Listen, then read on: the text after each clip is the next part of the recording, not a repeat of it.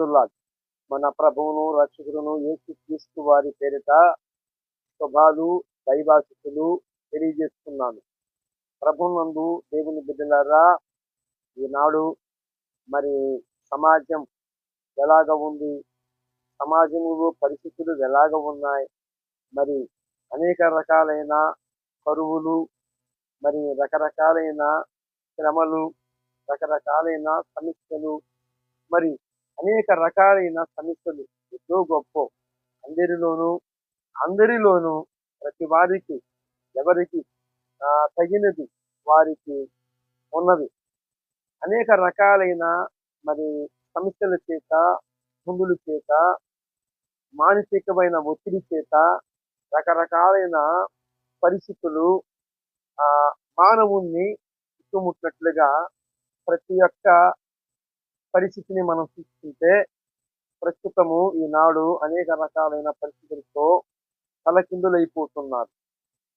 కానీ ప్రభునందు దేవుని బిడ్డలారా, ఈరోజు మరి ఇవన్నీ కూడా దేనికి సూచనగా ఉన్నవి అంటే క్రీస్తు యేసు రాకకి సూచనగా ఉన్నదని మీకు నేను తెలియజేస్తున్నాను. మరి ఆనాడు మత్తయి సువార్త 24లో మరి చెప్పబడిన బోధకుడు యేసు ప్రభు వారు ఆనాడు శిష్యులకు చెప్పాడు, కరువులు, భూకంపాలు, అనేక రకాలైన శ్రమలు అన్నీ వస్తాయి. అయితే ఇవన్నీ కూడా ఏ జనులకి ప్రారంభము, అంతము అప్పుడే జరగదు అన్నాడు, శిష్యులకు చెప్పాడు. అంటే ఆయన రాకడకి శిష్యులుగా ఆయన మన శిష్యులకి వివరించాడు. ఇంతవరకు బాగానే ఉంది. ఈనాడు చాలా మంది మరి గొర్రె తోలు కప్పుకున్న తోడేళ్ళు అని చెప్పవచ్చు. ఎందుకు నేను ఈ మాట ప్రస్తావిస్తున్నాను అంటే కొందరు, అందరూ కాదు, కొందరు అసత్యములో ఉన్నవారు అని చెప్పవచ్చు. తర్వాత మిడిమిడి జ్ఞానం అని ఎందుకన్నాను అంటే తెలిసి తెలియక మాట్లాడుతున్న వాళ్ళు ఉన్నారు. కొందరు ప్రత్యేకంగా సాతాను యొక్క ఏజెంట్లు ఉన్నారు. అయితే ఈ మిడిమిడి జ్ఞానముతో ఉన్నవారు తెలిసి తెలియక వివరణ, మరి ఐడియాలజీ, ఒక ప్లాన్ ప్రకారముగా, వ్యూహం ప్రకారముగా దేవుని యొక్క చిత్తము, ఆయన ఉద్దేశము, ఆయన యొక్క ప్రణాళిక తెలుసుకోకుండా చెప్పేవారు ఉన్నారు. ఒకవేళ తెలియక ఉన్నవారికి క్షమాపణ ఉంది, కానీ తెలిసి చెప్పిన వారికి, చేసిన వారికి క్షమాపణ లేదండి. ఎందుకు నేను ఈ మాట వివరిస్తున్నాను అంటే, ఈనాడు సభ్య సమాజంలో మరి పాస్టర్స్గా, దైవ సేవకులుగా, దైవ జనులుగా, మరి రెవరెండు బిషప్పులు అని రకరకాలైన పేర్లతో, నేములతో, మరి అంతర్జాతీయ ప్రసంగికులను అని అనేక రకాలైన టైటిల్లు పెట్టుకొని ఈనాడు ఏం మాట్లాడుతున్నారు అంటే, సంఘము శ్రమలకు ముందు ఎత్తబడుతుంది, సంఘము శ్రమల్లో ఉండదు అనని ఇలాగా సంఘాన్ని ఒక సోమరుబోతుతనానికి, ఒక సోమరుబోతులుగా, అంటే స్వచ్ఛమైన తెలుగులో ఒకడు పనికి పోకపోతే వాడు సోమరిపోతు, వాడు పని చెయ్యడు అని పనికి పోని వారిని అనే మాటని నేను ఇక్కడ ప్రస్తావిస్తున్నాను. ఎందుకంటే కష్టము విలువ ఆ కష్టపడితేనే తెలుస్తుంది. కొందరు పిల్లలని కష్టం చూపించి కష్టములోనే తీసుకొస్తారు. ఆ పిల్లవాడికి ఎప్పుడు కూడా ఎంత కష్టం వచ్చినా, ఎంత ఆ పిల్లవాని ప్రాణం పోయే పరిస్థితి ఏర్పడినప్పటికీ వాడు దాని నుండి ఛేదించుకొని ఆ మరణకరమైన ఆ పరిస్థితి నుండి ఆ యొక్క పిల్లవాడు తనంతట తానే రక్షించుకోగలుగుతాడు. ఎలాగంటే అతడు బాల్యము నుండి కష్టపడుతూ, బాల్యము నుండి అనేక రకాలైన పరిస్థితులన్నిటిని ఎదుర్కొని వచ్చాడు కాబట్టి, ఇక ఆ పిల్లవానికి ఎలాంటి పరిస్థితి ఏర్పడినా ఆ పిల్లవాడిని కదిలించటము అసంభవము. బాగానే ఉంది కదా! అలాగనే కొందరు తల్లిదండ్రులు ఏం చేస్తారంటే, నా పిల్లవానికి, నా పిల్ల, నా బిడ్డకి మరి చిన్న కష్టం కూడా కలిగించకూడదు అని సుకుమారంగా సాగుతారు. సుకుమారమైన భక్తి అంటే సుకుమారమైన కష్టము లేకుండా గారాబముతో వారిని ఎలాంటి నొప్పి, ఏ సమస్య, ఏ బాధ వారికి తెలియకుండా పెంచుతారు. పెంచి నా తల్లిదండ్రులు ఆ బిడ్డలతో ఎంతకాలం ఉంటారండి? భగవంతుడు పిలిచినప్పుడు వెళ్ళాలి కదా! అయితే ఏమండి ఈ సుకుమారంగా పెరిగిన వారు సుకుమారమైన ఏ కష్టము లేకుండా సుకుమారంగా పెంచిన వారికి మరి ఏమైద్ది? కొన్ని పరిస్థితులు ఎదురైనప్పుడు వారు వాటి నుండి ఛేదించుకోలేరు. ఆఖరికి ఆ యొక్క పరిస్థితిలో వారు ప్రాణం పోయే అవకాశం ఉంటది. ఈ ఇద్దరిని నేను ఇప్పుడు కష్టముతో వచ్చిన వారినేమో సంఘంగాను ఏమండి కష్టముతో వచ్చిన పిల్లవాడు సంఘానికి ఆమోదిస్తున్నాను. మరి సుకుమారంగా పెరిగిన వారిని కూడా సుకుమారమైన భక్తిలో ఉన్న ఆ యొక్క సంఘానికి ఆమోదిస్తున్నాను. ఇప్పుడు సమస్య ఎవరికి? ఏమండి అనుకూలమైన పరిస్థితులు ఎదురైనప్పుడు అనుకూలమైన పరిస్థితులు ఎదురైనప్పుడు మరి కష్టములో బాల్యము నుండే కష్టపడిన వానికి ఎలాంటి ప్రమాదము లేదు. కష్ట మరి పరిస్థితల్లా ప్రమాదం వల్ల మరి ఎవరికి అంటే సుకుమారమైన భక్తితో అంటే ఏ కష్టము ఏ నొప్పి తెలియని వారికే ప్రమాదం పొంచి ఉందని అర్థం చేసుకోవడానికి మీరు మరి ట్రై చేయండి. మరి అర్థం కాటానికే సాకెత్తుల ప్రయత్నం చేస్తున్నారు.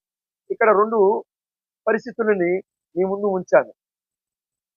సుకుమారమైన భక్తిలో పెంచిన వారికి ప్రమాదం పొంచి ఉంది. ఈనాడు సంఘములో ఉన్న కొంతమంది మాస్టర్స్ విడివిడి జ్ఞానం అని ఎందుకన్నాను అంటే తెలిసి తెలియక మరి వివరిస్తున్నారు. ఏమని? సంఘము శ్రమలకు ముందే ఎత్తబడుతుంది అని. తర్వాత సాతాను యొక్క ఏజెంట్లు ఉన్నారనే సంగతి మీకు గుర్తు చేస్తున్నాను. ఎందుకంటే సంఘము శ్రమలో ఉండదు, ఏ నొప్పి ఉండదు, ఏ బాధ ఉండదు, ఏ నొప్పి లేకుండానే మీకు మోక్షం వస్తుంది, పరలోక రాజ్యం వస్తుంది అని ప్రకటిస్తున్నారు. కొంత దురి బీజానికి పుట్టిన వారు అంటే వీరెవరంటే ఈ దురి బీజానికి పుట్టిన వారు ఎవరంటే స్పష్టంగా సాతాను యొక్క ఏజెంటే అని చెప్పవచ్చు. మరి ముందు చెప్పాను కొంతమందిని, వారెవరంటే తెలిసి తెలియక వివరిస్తున్నవారు. వారికన్నా క్షమాపణ ఉంటది. ప్రభువారు వారికి కృప చూపుతాడు కానీ ఈ యొక్క యెజబెలు యొక్క పిల్లలు, యెజబెలు యొక్క బిడ్డలకి క్షమాపణ లేదు అని మీకు నేను తెలియజేస్తున్నాను. ఏమండి మనకు ముందున్న భక్తులని మనకి బైబిల్ పరిశుద్ధ గ్రంథము మనకి భవిష్యత్తుని సూచిస్తుంది. ఈ భవిష్యత్తుని సూచిస్తున్న గ్రంథము ఒక భవిష్యత్తు సూచిస్తున్న గ్రంథము పరిశుద్ధ గ్రంథమే. ఏమండి సంఘము శ్రమలో ఉండదు అన్న వారికి మరి తిరుగులేని పాఠాన్ని నేర్పించాలని, తిరుగులేని సత్యాన్ని బోధించాలని పరిశుద్ధాత్మని యొక్క సారథ్యములో మీ ముందుకు రావటం జరిగింది. ఏంటంటే మరి చాలా రెఫరెన్సులు ఉన్నాయి. మెట్టుకు కొన్ని రెఫరెన్సులు మీకు నేను తెలియజేస్తాను. ఏంటయ్యా అంటే మనకి భవిష్యత్తుని సంభవించబోతున్న సంగతులని తెలియజేస్తున్న మరి గ్రంథం పద్మాసు దీపమందు యోహానుతో మాట్లాడిన దేవుడు, యోహాను చేత రాయించిన వాడు ఆయన ఎవరో కాదు, ప్రభువు యేసుక్రీస్తు వారే, పరిశుద్ధాత్మ దేవుడే. అయితే పద్మాసు దీపమందు యోహాను రాశాడు. ఏంటిది? ప్రకటన గ్రంథము. ఈ ప్రకటన గ్రంథము భవిష్యత్తుని చూపిస్తుంది.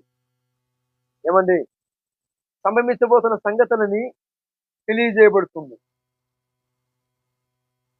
కాబట్టి ప్రభువునందు దేవుని బిడ్డలారా మోసపోవద్దు. సంఘము శ్రమలోనే ఉంటుంది. శ్రమలకు ముందు ఎత్తబడదు. అదంతా కూడా సాతాను యొక్క క్రియేషన్, సాతాను యొక్క మోసం, మోసపూరితమైన భక్తిలో ఉండవద్దు. అలాంటి భక్తి నాశనానికి నడిపిస్తుంది. ఆఖరికి సుకుమారంగా పెరిగిన ఆ యొక్క పిల్లవాని వలె మరణమైపోతారు. ఎందుకంటే ఆనాడు ఒక ఉపద్ఘాతం వివరిస్తాను. అభిమన్యుడు వ్యూహము ఎరగక, ఏమండి, వ్యూహము ఎరగక అభిమన్యుడు పద్మ వ్యూహములోకి వెళ్ళిపోయాడు. అంటే ప్రవేశము తెలుసు, మరలా వారందరిని ఛేదించి మరి ఆ యొక్క వ్యూహము నుండి బయటికి వచ్చేది ఎరగలేదు అభిమన్యుడు. ఆ అభిమన్యుడు ఎరగకనే వెళ్ళేది తెలిసింది కానీ మరలా తిరిగి వచ్చేది తెలియలేదు. ఆఖరికి ఆ పద్మ వ్యూహములో ఏమయ్యారు? ప్రాణం పెట్టాల్సి. ఇదే పరిస్థితి సంఘానికి కూడా. సంఘము ఏమరపాటుగా ఉంటే, సంఘములో వ్యక్తులు ఏమరపాటుగా ఉన్నట్లయితే వారికి కూడా ఇదే పరిస్థితి కలిగింది. ఎందుకంటే సుకుమారంగా పెరిగిన వారు చిన్న శ్రమకు కూడా, చిన్న శోధనకి, చిన్న కీడుకు కూడా వారు నిలవసాలరు. వారు ఎప్పుడు సుకుమారమైన భక్తిలో పెరిగారు కాబట్టి వారికి అనుకూలమైన పరిస్థితి ఎదురైనప్పుడు సాతానుడు వాని యొక్క ఉచ్చులో చిక్కుకొని ఆఖరికి అలాంటి సంఘము పతనానికి నాందైంది. నేను ఇప్పుడు మీకు చూపించబోతున్నది ఏమిటంటే, ప్రభువునందు దేవుని బిడ్డలారా, ప్రకటన గ్రంథము 7వ అధ్యాయము 14వ వచనములో ఒక మాట ఉందండి. ఏంటంటే నేనే చదివి వినిపిస్తాను, చిత్తగించండి. ప్రకటన గ్రంథము 7వ అధ్యాయము 14వ వచనాన్ని మీకు నేను విన్నవిస్తున్నాను. అందుకు నేను, అయ్యో నీకే తెలియననగా అతడు ఇలాగా నాతో చెప్పిను, వీరు మహాశ్రమల నుండి, అదుగో చూడండి, వీరు శ్రమలలో నుండి గొర్రె పిల్ల రక్తములో తమ వస్త్రములను ఉతుకుకొని వాటిని తెలుపు చేసుకున్నవారు. ఏమండి? మహాశ్రమలు అంటున్నాడు యోహాను భక్తుడు. పద్మాసు దీపమందు సృష్టికర్త మాట చేత రాయించబడిన గ్రంథము పరిశుద్ధాత్మ యొక్క సారథ్యములో పరిశుద్ధ గ్రంథమైన బైబిల్. ఇక్కడ యోహాను అంటున్నాడు మహాశ్రమలలో నుండి. యోహానుతో ఒక ఆయన సాక్ష్యం ఇస్తున్నాడు, ఒక ఆయన సెలవిస్తున్నాడు. ఈయనకి భవిష్యత్తును చూపించి వారు ఎవరు అని అడిగాడు యోహాను. అడిగినప్పుడు ఆయన అంటున్నాడు, వీరు మహాశ్రమలలో నుండి యేసు క్రీస్తు యొక్క రక్తము చేత వారి వస్త్రములు ఉతుకుకొని దానిని తెల్లనిదిగా తెలుపు చేసుకున్న వారట. ఏమండి? మహాశ్రమలు అంటే ఏమిటో కొంచెం చూద్దాం. ఇంకా రిఫరెన్సులు ఉన్నాయి. నేను ఎందుకు మీకు చదివి వినిపించాను అంటే, ఎప్పుడు నేను రిఫరెన్సులు చెబుతున్నాను. ఈరోజు ప్రత్యేకంగా మీ ఎదుటనే చదివి వినిపియాలని ఆశపడ్డాను. తర్వాత అదే ప్రకటన గ్రంథము 20వ అధ్యాయము మరి 4వ వచనంలో కూడా కొన్ని మాటలు ఉన్నాయి.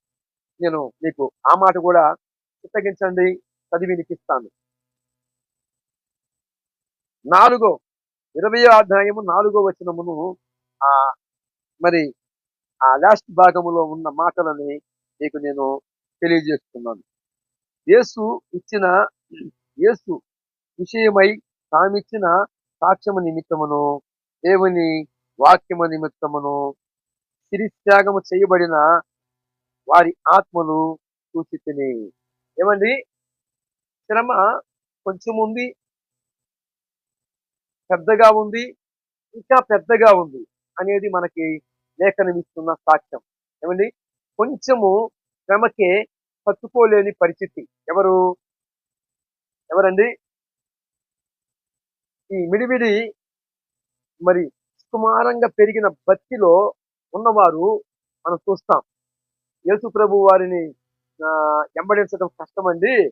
మరి మేము ఆ యొక్క శోధనకి నిలవలేక, మేము ఆ యొక్క వస్తున్న ఆ పరిస్థితులకి తాలుకోలేక మేము ఆయనని వదిలిపెట్టి మరలా మేము ఆ విగ్రహ సంబంధమైన ఆరాధనే మరలా చేస్తున్నాము.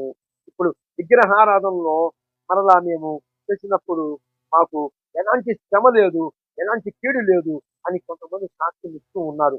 మరి ఈ యొక్క అబద్ధ బోధకుల దగ్గరికి వెళ్ళి, మతోన్మాదుల దగ్గరికి వెళ్ళి కొద్ది మంది ఏమంటున్నారు అంటే, మేము ఆ శోధనల్ని మేము సహించలేము, ఒక కష్టము, యేసు ప్రభు వారు దేవుడు కాదు అని ఈ యొక్క సుకుమారంగా పెరిగిన వారు సాక్ష్యం ఇస్తున్నారు. వీళ్ళు ఎవరయ్యా అంటే, ఏమండి, క్రీస్తు యేసు మీద సంపూర్ణంగా ఆధారపడ్డ వాళ్ళు కాదు. వీరు ఎవరయ్యా అంటే, వారు కోరిన కోరిక నెరవేరకపోతే యేసు ప్రభువుని విడిచిపెట్టి మరలా పోయి సాతాను యొక్క కమంద హస్తకాలలో చిక్కుకున్న వారు వీరు. వీరెవరయ్యా అంటే, యేసులారా వారి యొక్క రక్షణని నిర్లక్ష్యం చేసి వారి ఆత్మని అమ్ముకున్నవారు. ఇక్కడ మహాశ్రమ అన్నాడు. మరి ఆ మహాశ్రమకి ముందు ఉపోద్ఘాతం వివరించాను. తర్వాత మహాశ్రమలు అంటే ఏమిటి అనే దానికి మరలా ఏమండి ప్రాణం పెట్టారట. యేసు ప్రభు వారి విషయమయ్యి దేవుని వాక్యము నిమిత్తము వధింపబడిన శిరస్త్యాగము, తలను నరికిచ్చారట. కొందరు తలలే నరికిచ్చారట. వారి ఆత్మలు దేవుని ఏమండి సింహాసనం కింద చూశారట. వీరు బ్రతికిన వారయ్యి 1000 పాలనలో వీరట క్రీస్తుతో కూడా వీరట బ్రతికిన వారయ్యి 1000 పాలనలో కూడా అనేకులకి తీర్పు తీర్చుతూ ఉంటారట. ఇది దేవుడి పరిశుద్ధ గ్రంథము ఇచ్చిన సాక్ష్యం. ఏమండి, సంఘము శ్రమలో ఉంటుందా? శ్రమలకు ముందు ఎత్తపడుతుందా? మరి మహాశ్రమంలో నుండి వచ్చిన వారు ఎవరు? యేసు